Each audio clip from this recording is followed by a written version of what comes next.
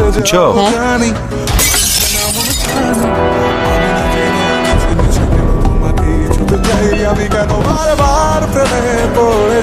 ছবিটা ভাঙলেন কেন আপনি?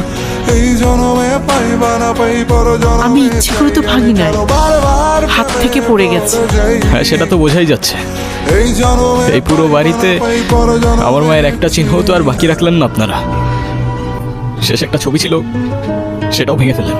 এভাবে কেন বলতেছো বাবা? আমি ইচ্ছে করে কেন ভাঙবো বলো তো? না, আমি বুঝতেছি তো, আমি খুব ভালো করেই বুঝতেছি। আপনারা যে সব প্ল্যান করে করতেছেন না, সেটা আমি খুব ভালো করেই বুঝতেছি। প্ল্যান করে করতেছি মানে?